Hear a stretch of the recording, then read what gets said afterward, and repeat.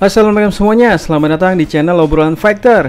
Seperti biasa, paling asik itu ngobrolin seputar pengetahuan dasar soal dunia pertarungan, sekaligus ngejawab pertanyaan yang belum dijawab dari kapan tahu. Itu pertanyaan tentang dunia tinju, khususnya bagi para fans MMA yang belum paham soal dunia tinju. Karena memang walaupun sama-sama pertarungan, tapi banyak bedanya.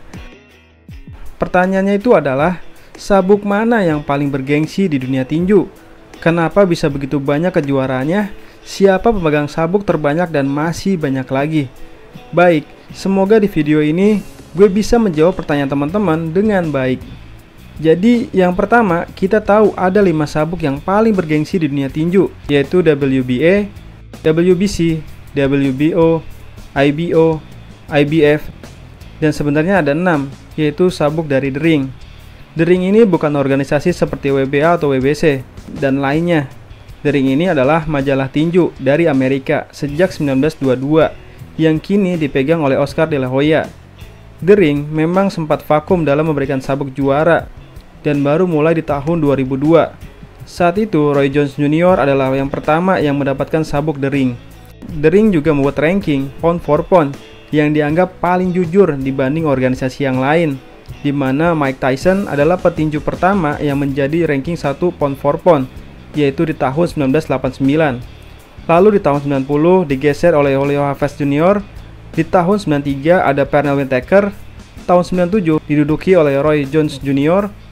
hingga di tahun 2004. Lalu diduduki oleh Bernard Hopkins di tahun 2004. Lalu tahun 2005 diduduki oleh Floyd Mayweather. Lalu di tahun 2008 diduduki oleh Manny Pacquiao. Tahun 2012 dikuasai lagi oleh Floyd Mayweather. Tahun 2015 oleh Roman Gonzalez. Tahun 2017 oleh Andre Wardell. Lalu digeser oleh Gennady Golovkin. 2018 diduduki oleh salah satu petinju favorit gue, yaitu Vasyl Lomachenko. Dan 2019 hingga kini diduduki oleh Canelo Alvarez. Dan The Ring bertahun-tahun memberikan penghargaan kepada beberapa petinju dalam beberapa kategori. Namun sabuk The Ring seringkali kosong karena punya ketentuan yang agak baku, yaitu ranking 1 lawan ranking 2, ranking 3 lawan ranking 4. Dan karena beberapa alasan, misalnya si petinju pindah kelas atau divisi, atau nggak tanding-tanding selama setahun lebih, atau karena pensiun. Dan pemegang sabuk The Ring baru-baru ini yang populer itu seperti Canelo Alvarez di kelas super middleweight, dan baru aja kemarin yaitu Tyson Fury, tentu di kelas heavyweight. Lalu dari kelima sabuk lainnya seperti WBA, WBC, WBO, IBO, dan IBF, mana yang paling bergengsi? Jawabannya tentu adalah WBC. WBC atau WBC ini ibarat kalau di bola itu Liga Champion di Eropa atau ibarat Euro. Kalau sabuk yang lain ibarat Liga CONMEBOL, AFC atau Piala CONCACAF, atau ibarat Copa America dan lain-lain. Kalau di MMA, WBC itu ibarat UFC. Nah, seberapa bergengsinya nih? Banyak yang bilang, petinju itu belum dianggap petinju terbaik di dunia kalau belum pernah juara di WBC. Contohnya, kita di Indonesia punya petinju legendaris seperti Chris John yang pernah memenangkan gelar WBA sebanyak 16 kali. Elias Pikal, yaitu orang Indonesia pertama yang juara dunia, yaitu juara 3 kali di IBF Super. Muhammad Rahman, juara di IBF dan WBA. Daud Jordan juara di IBO, dan Nico Thomas juara di IBF. Mereka adalah para juara dunia, tapi tidak ada satupun gelar WBC yang pernah diraih petinju asal Indonesia. Bahkan untuk perebutan sabuknya pun belum pernah, saking beratnya persaingan di WBC.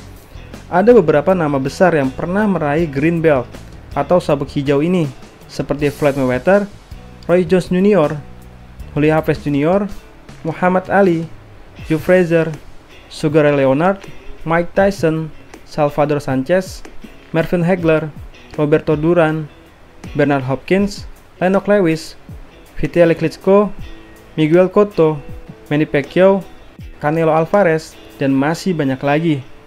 Nah, selama konvensi ke-51 WBC, Floyd Mayweather Jr. dinobatkan sebagai juara tertinggi, yaitu sebuah gelar yang belum pernah dicapai oleh siapapun sebelumnya. Di WBC sama seperti di UFC, ada namanya sabuk interim atau sabuk sementara. Tapi harusnya UFC mencontoh WBC, karena warna sabuk interim di WBC itu adalah silver, sedangkan sabuk interim di UFC itu Gak ada bedanya sama sabuk tak terbantahkan.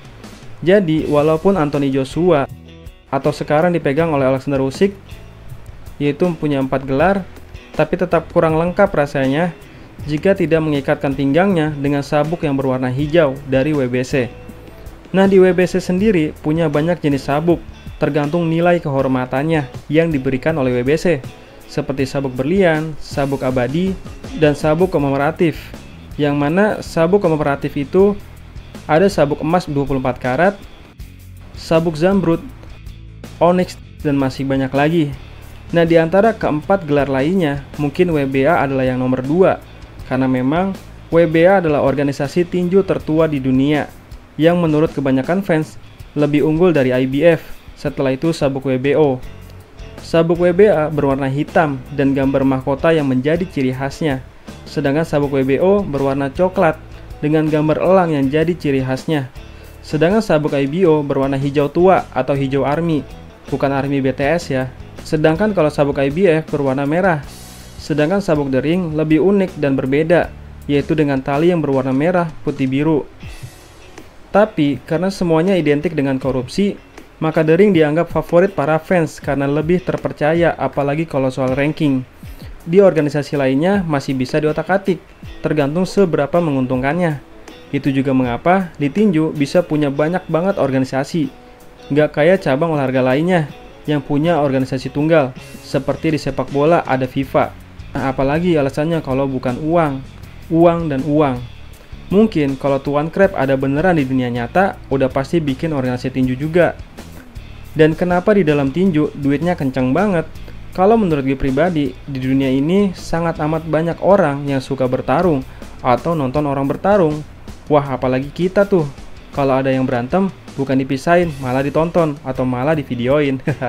Nah, sepengetahuan gue, hanya tinju dari era 70-an dan seterusnya, hanya itu full kontak, yang bukan sembarang full kontak, alias sampai benar-benar KO.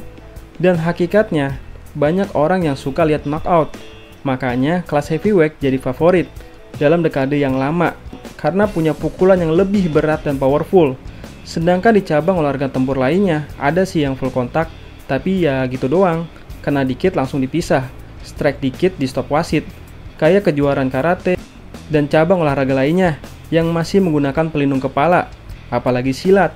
Walaupun nggak pakai pelindung kepala, tapi nyerang kepala aja nggak boleh, kan kurang greget ya. Sedangkan kickboxing dan muay thai baru muncul setelah tinju sudah berjaya dan sudah digandrungi para konglomerat. Jadi wajar, MMA khususnya UFC makin kesini makin jadi favorit, karena full kontak banget. Bahkan yang bikin MMA lebih seru daripada tinju adalah ketika lawan sudah knockdown, maka lawan boleh menghabisinya sampai lawan itu knockout. Hanya saja di dalam MMA, modifikasi masih jadi hal yang sulit dilakukan, karena UFC sendiri merasa sudah sangat kebanjiran uang tanpa harus pertarungan antar promotor. Sedangkan di tinju, selama yang dipertaruhkan itu gede, kenapa enggak? Jadi wajar pertarungan modifikasi sering terjadi, karena tadi yaitu faktor uang.